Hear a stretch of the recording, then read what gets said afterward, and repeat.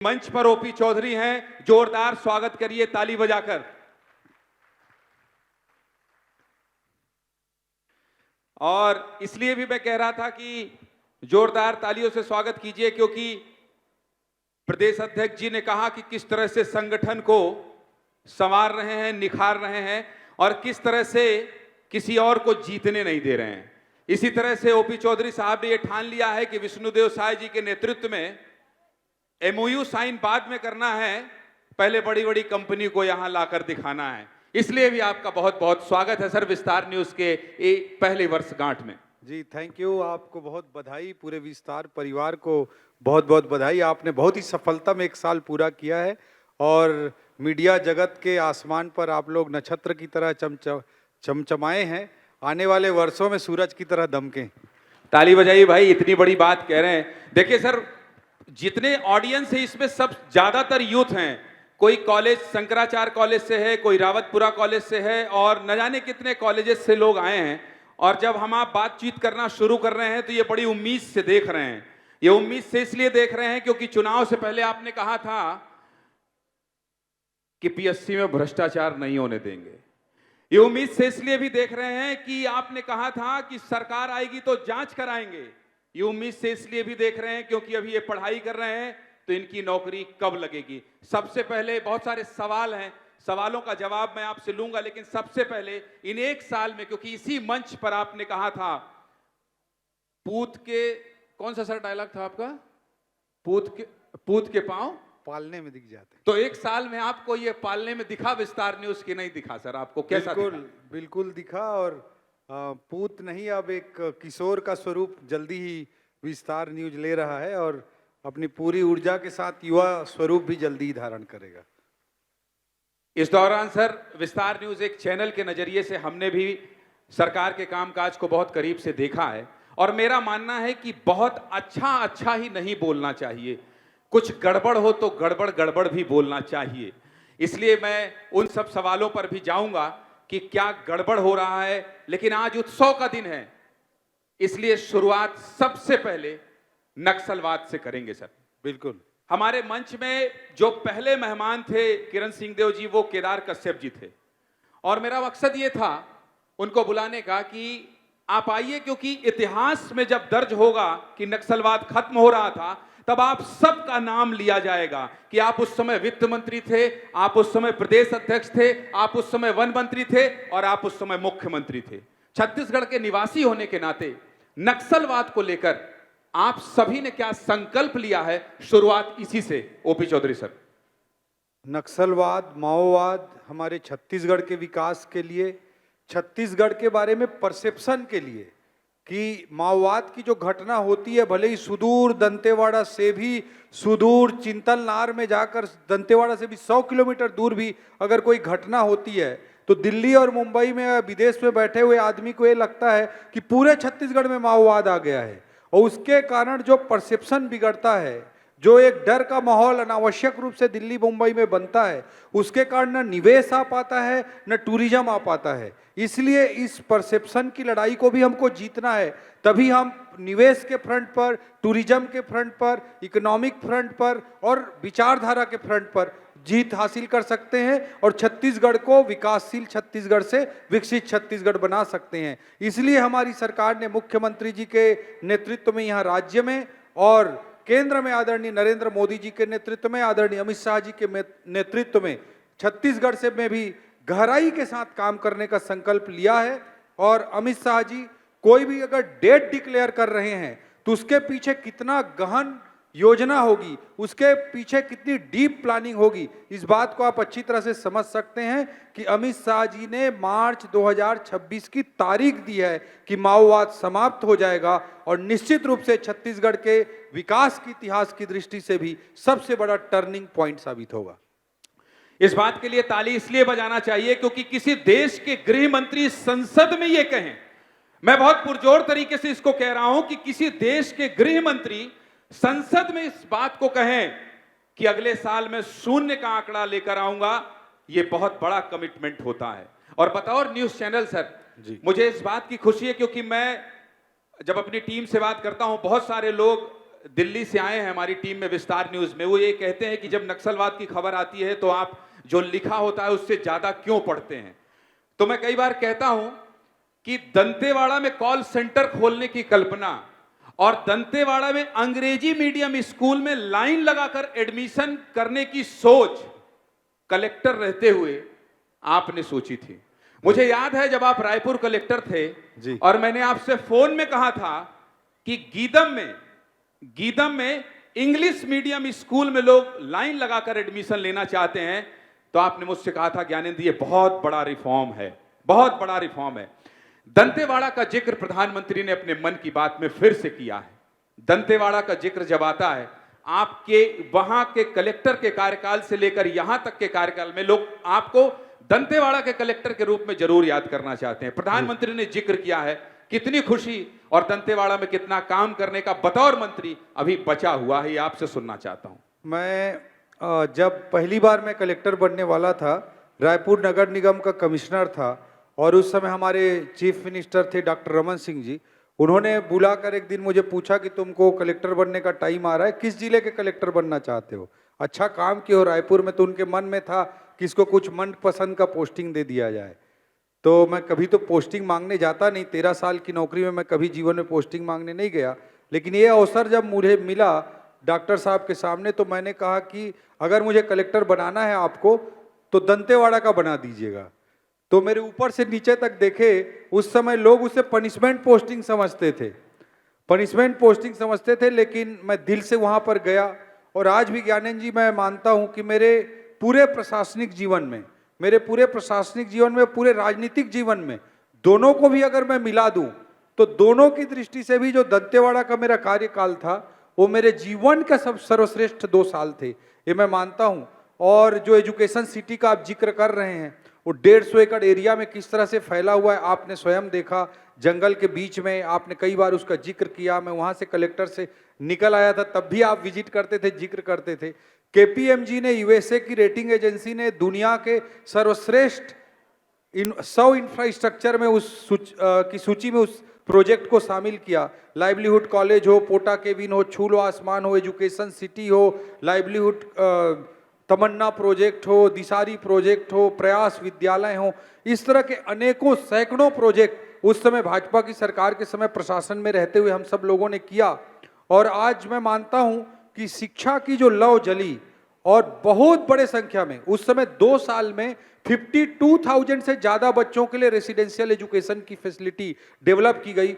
और मैं मानता हूं कि एक आने वाली जनरेशन को माओवाद से जुड़ने से रोका गया और वहीं से मैं मानता हूं कि काडर जो उनको मिलना बंद हुआ। और एक बड़ा रिफॉर्म, जो एक बड़ी गहरी बीज उस समय एजुकेशन के रूप में बोई गई थी, वो आज अलग अलग रूपों में दंतेवाड़ा में, बस्तर में, बीजापुर में दिखाई दे रही है। और आज बहुत संतुष्टि होती है कि जब हम देखते हैं कि दंतेवाड़ा का कोई बच्चा आईआईटी में पहुंच गया, कोई अनाथ बच्चा माओवाद से जिसके माँ बाप मारे गए थे वो बीएचयू पहुंच जाता है, कोई किसी एग्जाम में सेलेक्ट हो जाता है। और अनेकों सफलता की कहानियां आज बस्तर की युवा लिख रहे हैं। बस्तर बहुत जल्द अपने ग्रोथ के लिए जाना जाएगा, अपने डेवलपमेंट के लिए जाना जाएगा, अपने प्राकृतिक सौंदर्य के लिए जाना जाएगा। आज धुड़मारास विलेज को यूनाइटेड नेशन के वर्ल्ड टूरिज्म ऑर्गेनाइजेशन ने दुनिया के सर्वश्रेष्ठ 20 टूरिज्म विलेज में शामिल किया है। हमारी सरकार ने, मुख्यमंत्री जी के नेतृत्व में इस बजट में हमने ऐलान किया है होम स्टे पॉलिसी का। मैं दावा करता हूं कि आने वाले 5 सालों के अंदर ही, 2-3 सालों के अंदर ही बस्तर को होम स्टे पॉलिसी के कारण टूरिज्म के एक नए आयाम के लिए जाना जाएगा, विकास के एक नए आयाम के लिए जाना जाएगा। और जो लोग कह रहे हैं कि बस्तर में नक्सलवाद खत्म करके आप लोग वहां उद्योगपतियों को सब बेच देंगे बस्तर, उन लोगों को क्या कहेंगे? कुछ लोग ऐसा भी नैरेटिव बना रहे हैं कि ये बस्तर से नक्सलवाद इसलिए खत्म कर रहे हैं क्योंकि वहां बहुत आयरन ओर है, बहुत मिनरल है, इसलिए सब उद्योगपतियों के हवाले कर दिया जाएगा। इस नैरेटिव से भी तो लड़ना होगा आपको, बस्तर खत्म, नक्सलवाद खत्म करने के साथ साथ। बहुत छोटे थे हम लोग, ज्ञानेंद्र जी आप भी उस समय बहुत छोटे रहे होंगे, तो एक शब्द सुने रहे होंगे आप, स्काई लैब। स्काई लैब ऊपर से, आसमान से गिर रहा है और भारत देश के ऊपर गिरने वाला है। ये पूरे देश में हल्ला मच गया था। और फिर अचानक एक दिन आया कि स्काई लैब को इंदिरा गांधी ने जोर लगा के समुद्र में गिरा दिया और पूरा देश बच गया। तो अफवाह के कांग्रेस के राजनीति में अफवाह की कोई सीमा नहीं है। तो इसीलिए कुछ भी अफवाह, कुछ भी नैरेटिव फैलाना इनकी फितरत है। आज मोदी जी के नेतृत्व में, आदरणीय विष्णुदेव साय जी के नेतृत्व में देश और प्रदेश इतने तेज गति से जब आगे बढ़ रहा है, जब उनको कुछ सूझता नहीं कि मोदी जी की कैसी आलोचना करें, तो कुछ भी अनर्गल अफवाह की राजनीति प्रारंभ कर देते हैं। मैं आपको विश्वास दिलाना चाहता हूं कि भारतीय जनता पार्टी के नेतृत्व में एक आदिवासी बेटे विष्णुदेव साय जी के नेतृत्व में बस्तर विकास का नया अध्याय लिखेगा। वहां के प्राकृतिक संसाधन, वहां के झरने, वहां का चित्रकूट, वहां का कुटुम्बसर, वहां का धुड़मारास, वहां की कांगेर वैली नेशनल घाटी जिसको यूनेस्को ने अभी कल्चरल हेरिटेज में शामिल किया है, वहां का ढोल काल, वहां की मां दंतेश्वरी की मंदिर, वहां का बत्तीसा टेम्पल, वहां कटे कल्याण की खूबसूरती, तीरथगढ़ की खूबसूरती, वहां के अपार प्राकृतिक सौंदर्य के आधार पर वहां की जो जीवन शैली है, हमारे बस्तरिया आदिवासी भाइयों का जो जीवन है, उसके कारण पूरी दुनिया का सबसे सुंदर बस्तर को और नई ऊंचाई पर पहुंचाने के लिए हमारी सरकार जरूर काम करेगी। आलोचनाओं से एक बात की तरफ मेरा ध्यान चला गया सर। मैं अभी बहुत एक्स पर ट्वीट देख रहा था, लोगों ने बहुत वो किया था। हाल ही में पहलगाम में जो हादसा हुआ, पहलगाम में जिस तरह से बेगुनाहों को आतंकियों ने मारा, जिस तरह से धर्म पूछ पूछ कर मारा गया, उसको लेकर पूरे देश में आक्रोश है। प्रधानमंत्री नरेंद्र मोदी जी ने मैं कल अपने मन की बात में कहा है कि देश में आक्रोश है और हर देशवासी इस बात को लेकर रोष में है। ये आतंकियों ने जो हमला किया है, जिस क्रूरता से धर्म पूछकर मारा है, और उसके बाद भी जो देश में सियासत हो रही है, ये समय देश में एकजुट होने का है।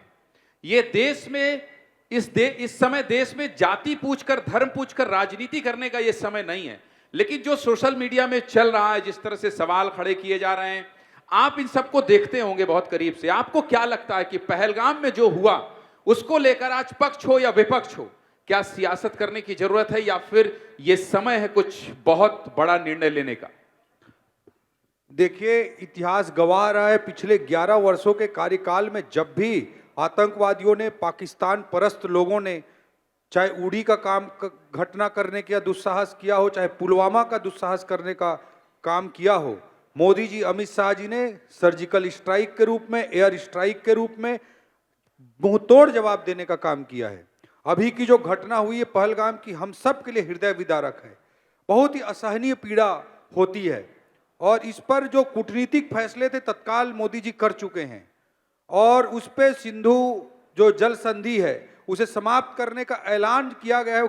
1960 की संधि को जो समाप्त किया गया है उसका कितना भीषण दुष्परिणाम पाकिस्तान के 80% कृषि जो उस पर डिपेंडेंट है, कृषि के सर्वनाश के रूप में, पाकिस्तान के आर्थिक सर्वनाश के रूप में और पाकिस्तान के देश के सर्वनाश के रूप में जो सामने आएगा, उसकी बुनाहट, आप उनकी झुंझुनाहट इन पाकिस्तानी नेताओं के जुबान पर देख रहे होंगे कि बिलावल भुट्टो जैसे गीदड़ किस तरह की बातें कर रहे हैं। अगर पानी नहीं बहेगा तो उनका लहू बहेगा। ये गीदड़ भपकी, ये एक असफल राष्ट्र, फेल्ड नेशन के लोग कर रहे हैं। इनका कोई औचित्य नहीं, इनका कोई अस्तित्व नहीं, लेकिन इसका आप परिणाम का आकलन कर सकते हैं कि किस तरह से कुलबुलाहट पाकिस्तान में प्रारंभ हुई है। मोदी जी की लीडरशिप में और बड़ा मुंहतोड़ जवाब जरूर दिया जाएगा। आज जो देश के अंदर जो बातें हो रही हैं, कई बातें ऐसे लगता है जैसे कोई पाकिस्तान का नेता बोल रहा हो। उनके शब्द, उनके विचार, उनके सेंटेंसेस, उनकी भाषा ऐसी है, उनकी सोच ऐसी है, ऐसे लगता है कोई पाकिस्तान का नेता बोल रहा हो। अगर उसके नाम को हटा करके उस स्टेटमेंट को यहाँ पर आप दिखाएंगे और पूछेंगे कौन बोला है, अगर किसी ने ना देखा हो तो लगेगा कि किसी पाकिस्तान के नेता ने बोला होगा।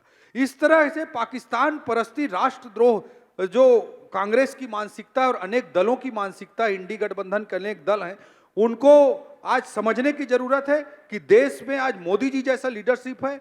आप इंटरनल इशू में कोई भी बात कर लीजिए, जब इंटरनेशनल इशू है, पाकिस्तान से, आतंकवाद से लड़ने का विषय है, तो सारे अपने मतभेदों को दूर करके मोदी जी के पीछे खड़ा होना चाहिए। मोदी जी के लीडरशिप में, अमित शाह जी के लीडरशिप में हम ऐसे भारत का निर्माण कर पाएंगे जहां अपना जान बचाने के लिए अपना कलावा नहीं छुपाना पड़ेगा, अपना रुद्राक्ष की माला नहीं छुपानी पड़ेगी, अपने माथे का तिलक को पोंछना नहीं पड़ेगा, किसी माता को अपनी बिंदी को निकालना नहीं पड़ेगा। और ऐसे भारत का नवनिर्माण मोदी जी के लीडरशिप में हम सब मिलकर करेंगे कि जहां कलमा नहीं पढ़ना पड़ेगा अपनी जान को बचाने के लिए। मैं आपसे पूछने ही वाला था कि ये सब तो नहीं करना पड़ेगा, लेकिन कलमा भी नहीं पढ़ना पड़ेगा। खैर, यहां अभी हमारे रोहित मिश्रा हमारे एक सहयोगी हैं, उन्होंने कहा कि यहां जो पाकिस्तानी हिंदू हैं छत्तीसगढ़ में, वो वापस पाकिस्तान नहीं जाना चाहते हैं। जो पाकिस्तान के लोग यहाँ हैं उनके लिए आपकी सरकार क्या करेगी? और अब तो मुझे लगता है वो तारीख भी खत्म हो रही है। बहुत स्पष्ट सोच है। मोदी जी ने ऐलान कर दिया है कि जब आप इस तरह से हमारे बेगुनाह हिंदुओं को धर्म पूछकर कलमा पढ़वा कर आप उनको इस तरह से नृशंस हत्या कर रहे हैं, तो फिर भाईचारा और मानवीयता और मानवाधिकार जैसे कोई मुद्दे अहम नहीं रह जाते हैं। आज हमको टिट फॉर टैट, जैसे को तैसा का व्यवहार करना पड़ेगा। इसीलिए मोदी जी ने, अमित शाह जी ने बहुत स्पष्टता के साथ निर्णय लिया है कि जो पाकिस्तानी देश के अंदर रहे वो अपने घर वापस जाएं। जब कोई राष्ट्र इस तरह से हमारे देश पर आक्रमण कर रहा है तो सारे मानवता, मानवाधिकार और संवेदना को भूलने का समय आ गया है। और इसलिए कठोरता पूर्वक उन्होंने ये निर्णय लिया है। और जो भी पाकिस्तान, रायगढ़ में भी फर्जी तरीके से रह रहे लोग पकड़ाए, उनको तो FIR करके हमने जेल में डलवा दिया है। पाकिस्तान की नागरिकता थी, गलत गलत सर्टिफिकेट बनवाए थे, हमने उनको वहां भी भेजा नहीं है, उनको उनके अपराधों के कारण उनको FIR करके जेल में डाल दिया है। तो जो भी ऐसा करेगा उसके साथ टिट फॉर टैट, जैसे कि को तैसा करने का समय आ गया है। और जो भी पाकिस्तान के लोग हैं उनको वापस पाकिस्तान रवाना किया जाएगा। बहुत रिलेवेंट था, इसलिए मैं इस विषय पर आया। अब मैं आता हूं वापस प्रदेश की तरफ। आपका विभाग है GST, और हाल ही में आपको एक बहुत सफलता मिली है, आपके चेहरे पर मुस्कान मैं देख पा रहा हूं। किसी भी विभाग का मुखिया होने के नाते निश्चित तौर पर यह बहुत बड़ी उपलब्धि है, जिसको लेकर केंद्र में चर्चा हो रही हो, जिसको लेकर सराहना हो रही हो। और एक डेढ़ साल में आपने नंबर 1 का दर्जा प्राप्त किया हो। इसके पीछे हालांकि मेरी आपसे विस्तार में बात हो चुकी है, लेकिन आज बहुत सारे यहाँ पर यंगस्टर बैठे हैं, बहुत सारे उद्योगपति बैठे हैं, बहुत सारे ऐसे लोग बैठे हैं जो ये समझना चाहते हैं कि ये GST में नंबर 1 बनने के पीछे का मकसद जब आपने GST मंत्रालय संभाला था तब से था, या फिर जब मंत्रालय मिल गया तो आपको लगा नहीं यार कुछ तो ऐसा करो जिससे प्रदेश का रेवेन्यू बढ़े? देखिए, किसी भी प्रदेश को चलाना है, लोगों के लिए वेलफेयर के काम करने हैं, गरीब, युवा, अन्नदाता, नारी के लिए कल्याण के काम करने हैं, तो हमको हर प्रदेश को राजस्व की जरूरत होती है। और राजस्व संबंधित विभाग जब किसी मिनिस्टर को दिया जाता है तो मैं मानता हूँ बहुत बड़ी जिम्मेदारी होती है। चाहे पंजीयन का काम हो, चाहे GST का काम हो, बहुत शिद्दत से, बहुत ईमानदारी से, बहुत निष्ठा और प्रतिबद्धता से हमारे पूरे डिपार्टमेंट के लोगों से हम लोगों ने एक वर्क कल्चर को बदलते हुए काम को आगे बढ़ाने की कोशिश की। GST में हमने आजकल जो टेक्नोलॉजी है, बीफा सॉफ्टवेयर है, बिजनेस इंटेलिजेंस यूनिट है, बहुत एडवांस टेक्नोलॉजीज हैं आज पूरी दुनिया में। तो दुनिया भर में जो बेस्ट टेक्नोलॉजीज हैं उनको हमने यूज किया। और जो अनावश्यक टैक्स टेररिज्म है, अनावश्यक किसी के घर में घुस जाना, किसी को प्रताड़ित कर लेना, लोग अपने जेब में पैसा ले लेते थे पहले कांग्रेस के समय में, उन सब दुष्प्रथाओं को समाप्त किया और बिजनेस को ईजी करने की कोशिश की। जो पंजीयन है उस प्रोसेस को इजी बनाया, कॉल सेंटर खोले, जो EODB, ease of doing business का सेल खोले ऑफिस में, और लोगों के लिए हमने प्रक्रियाओं को सरलीकृत किया। और जो टेक्नोलॉजी है उसके माध्यम से जो बड़ा गड़बड़ी करने वाला है वो तुरंत ट्रैक हो जाता है। आजकल वो रिस्क स्कोरिंग होती रहती है, रेड अलर्ट आ जाता है। और पहले हम लोग कोशिश करते हैं कि उसको बता दिया जाए कि भाई ये तुम ये गड़बड़ कर रहे हो, उसको ठीक करो प्रदेश के हित में। और नहीं करता तब हम रेयरेस्ट केस में हम उसको पकड़ते हैं या कुछ करते हैं। बस उसमें रैंडम नहीं होता है, बहुत वेल थॉट प्रोसेस के तहत होता है। और सारे रिफॉर्म्स को एक साथ लागू किया गया, पूरे डिपार्टमेंट के माइंडसेट को बदलने की पूरी कोशिश की गई है। पंजीयन में भी हमने इसी तरह काम किया। अभी मैं 4 घंटे की मीटिंग ही मंत्रालय से लेकर के आ रहा हूँ पंजीयन का, और पंजीयन में हम ऑटो म्यूटेशन की ओर जा रहे हैं। 3 तारीख को मुख्यमंत्री जी और राजस्व मंत्री जी की उपस्थिति में इसका लॉन्चिंग का कार्यक्रम है। ऑटो म्यूटेशन हो जाएगा, रजिस्ट्री होने के बाद स्वतः नामांतरण की प्रक्रिया होगी। नामांतरण के लिए लोग पटवारी के, आरआई के, तहसीलदार के कार्यालयों के किस तरह से चक्कर लगाते थे, इनको अब टेक्नोलॉजी के नामांतरण एक माध्यम अपने से हम आप ठीक में कर एक रहे हैं। अलग प्रक्रिया होती थी। जी। नामांतरण के जरिए भी वसूली होती थी, भ्रष्टाचार होता था। मुझे याद है क्योंकि मैंने दैनिक भास्कर में काम किया है, तो उस समय जब मैं गली गली घूमता था तो नामांतरण के बहुत सारे केस स्टडीज आते थे। तो ये नामांतरण को किस तरह से सरल किया है, जरा ये भी बता दीजिए। ये आम जनता के हित का मामला है। देखिए, जो पंजीयन होता है वो आजकल पूरे डेटा बेस्ड हम करने की कोशिश कर रहे हैं। पूरा 1.5 साल से इस पर प्रयास चल रहा था। ऑटो म्यूटेशन का लक्ष्य हमने करीब 1.25 साल पहले निर्धारित किया था और आज 1 साल के मेहनत के बाद इस स्टेज में पहुंचने जा रहा है विभाग।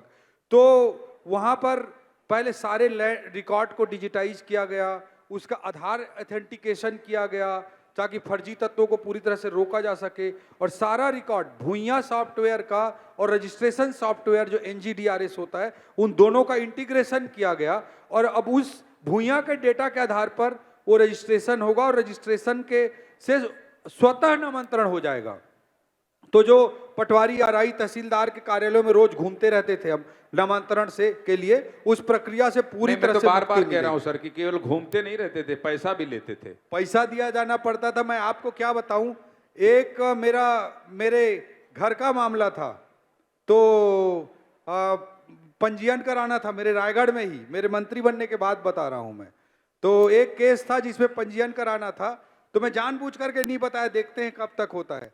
8 महीना तक मेरा भाई को कोई पहचानता भी नहीं कि मेरा सगा भाई है।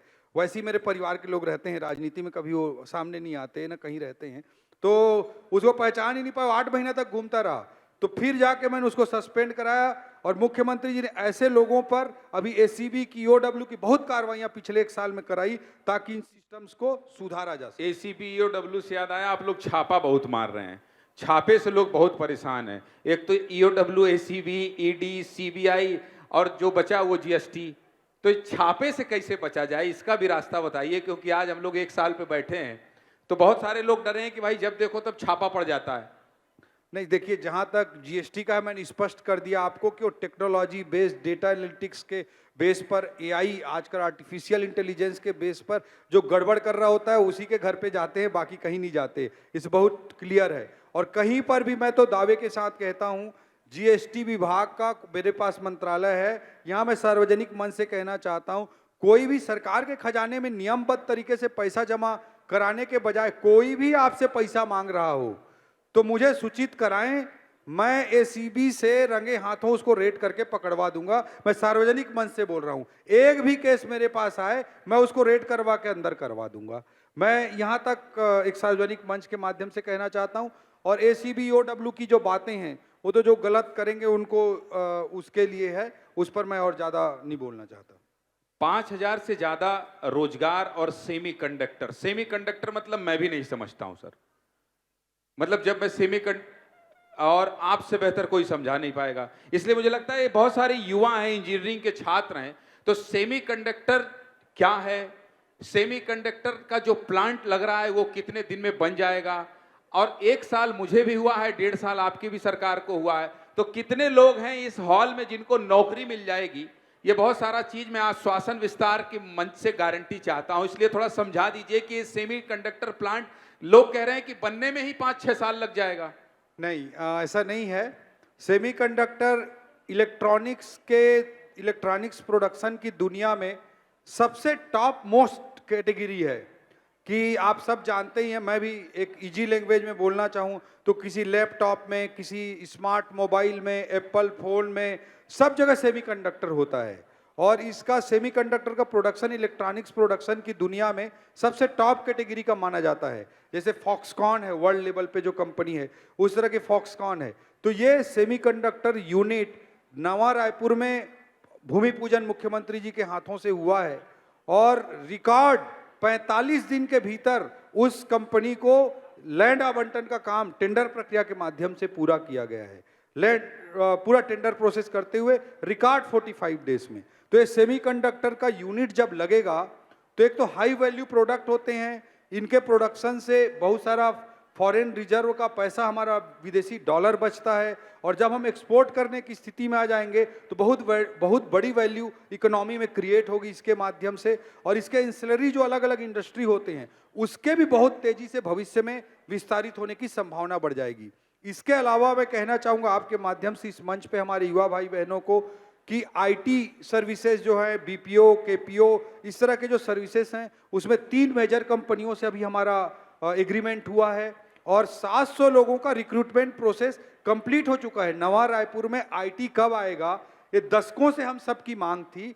नवा रायपुर में टेली परफॉर्मेंस जैसी आईटी कंपनियां आ चुकी हैं और वो अपना रिक्रूटमेंट प्रोसेस चालू कर चुकी हैं। सेमीकंडक्टर में पॉलीमा टेक कंपनी आ चुकी है, विदिन 2 इयर्स उसमें प्रोडक्शन का काम चालू हो जाएगा। उसने और भी इन्वेस्टमेंट का वहां पर ऐलान किया है। अभी 3 तारीख को, अगले महीने 4-5 दिन बाद ही 3 मई को डेटा सेंटर का भी एक भूमि पूजन मुख्यमंत्री जी के द्वारा होने जा रहा है। नवा रायपुर में फार्मास्यूटिकल इंडस्ट्री भी आ रही है, मेडी सिटी भी बन रही है और एक हेल्थ डेस्टिनेशन के रूप में, एजुकेशन डेस्टिनेशन के रूप में निफ्ट का भी सेंटर अभी 1 साल में लाया गया है।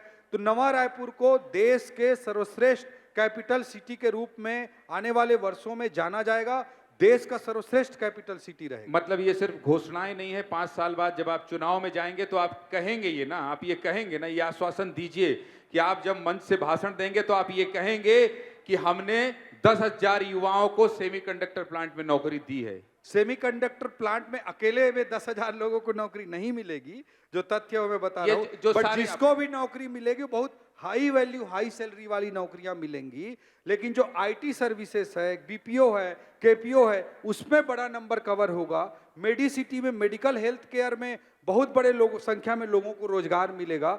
8 नर्सिंग कॉलेज, आदरणीय टीएस सिंहदेव जी भी यहाँ पर हैं, हमारे पूर्व डिप्टी सीएम। मैं आपको हेल्थ मिनिस्ट्री, मैं नहीं रोकना। जब आपने, मैं तो होस्ट हूं, टीएस सिंहदेव जी का ताली बजाकर स्वागत कीजिए भाई। मैं सोच रहा था ये ब्रेक दें तो मैं स्वागत करूं, और देखिए अफसर से पॉलिटिशियन बनने के बाद क्या बदलाव आता है। मुझे पहले ही रोक दिया और खुद स्वागत कर लिया, इसलिए मैं माफी चाहता हूं। मैं इनके रुकने पर आपका स्वागत करना चाह रहा था। बहुत बहुत स्वागत है आपका विस्तार न्यूज के इस कार्यक्रम में। और इसलिए भी ये स्वागत मुझसे पहले करना चाह रहे थे सर, क्योंकि आजकल आप इनके सरकार की और नक्सलवाद में इनकी नीति की तारीफ बहुत ज्यादा कर रहे हैं, इसलिए भी ये मौका नहीं छोड़ना चाह रहे। वैसा कोई मेरा ध्येय नहीं था, मैं वो हेल्थ मिनिस्ट्री देखते थे इसलिए मैं रिफरेंस करना चाह रहा था। स्वास्थ्य विभाग वो पिछली सरकार में देख रहे थे। अभी तक हमारी सरकार, उनकी सरकार, सब कुछ मिलाकर अभी तक प्रदेश में 8 सरकारी नर्सिंग कॉलेज थे, ओनली 8 इन नंबर। उसको इसी बजट में हमने 20 तक पहुंचा दिया, एक ही बजट में। आज तक के इतिहास में छत्तीसगढ़ में 8 नर्सिंग कॉलेज खुले थे, हमारी सरकार, इनकी सरकार, सब मिला के उसको हमने इस बार 20 तक पहुंचा दिया। एक फिजियोथेरेपी कॉलेज आज तक हमारे शासकीय रूप से छत्तीसगढ़ में था, इसी बजट में हमने 6 नए फिजियोथेरेपी कॉलेज का डिक्लेरेशन कर दिया है। तो health care sector employment generating sector होता है। सर्विस सेक्टर में बहुत ज़्यादा recreational, wedding destination, conference tourism, ये ऐसे सेक्टर हैं जिसमें बहुत बड़ी संख्या में रोजगार पैदा होंगे। और न्यू इंडस्ट्रियल पॉलिसी पर्यटन को भी उद्योग का दर्जा देती है, होम स्टे पॉलिसी की बात करती है, सर्विस सेक्टर को फोकस करती है, सनराइज सेक्टर को फोकस करती है। और हमारी इंडस्ट्रियल पॉलिसी में साफ तौर पर कहा गया है कि अब जो सब्सिडी है वो इन्वेस्टमेंट अमाउंट पर आधारित नहीं होगा, बल्कि जॉब क्रिएशन पर आधारित होगा। अब पहले होता था कि 2,000 करोड़ इन्वेस्ट करेंगे तो ये छूट मिलेगी, 5,000 करोड़ इन्वेस्ट करेंगे तो ये छूट मिलेगी, ऐसा रहता था। मेरा कहना है भाई कि एक steel industry, power industry 5,000 crore की भी आ जाएगी, बट उससे बड़ी मुश्किल से 400-500 लोगों को रोजगार मिलेगा। अब हमने कर दिया इंडस्ट्रियल पॉलिसी में कि 2,000 लोगों को नौकरी देंगे तो ये छूट मिलेगी, 5,000 लोगों को नौकरी देंगे तो ये छूट मिलेगी। तो ये रोजगार सृजन हमारा मुख्य फोकस है, ताकि छत्तीसगढ़ के युवाओं को इसका लाभ मिले। आपने पर्याप्त समय दिया और लोग आपको देखिए सुनते रहे। बहुत सारे लोग युवा हैं, उस उम्मीद से भी देख रहे हैं कि आप 10,000 सेमीकंडक्टर में तो नहीं, लेकिन नौकरी मिलेगी। और इसी तरह से जब हमारा स्थापना वर्ष का साल बढ़ता रहेगा तो आप मंच में आते रहेंगे और ये आंकड़ा बढ़ता रहेगा। आपने इतना वक्त दिया, इसके लिए बहुत बहुत धन्यवाद ओपी चौधरी साहब, बहुत बहुत शुक्रिया। जी धन्यवाद आपका, और आपके पूरे विस्तार न्यूज परिवार को बहुत बहुत बधाई, बहुत शुभकामनाएं। 1 साल में आप लोगों ने एक अच्छा आयाम अर्जित किया है, आने वाले वर्षों में और नित नई ऊंचाइयों को प्राप्त करे। मेरी बहुत शुभकामनाएं।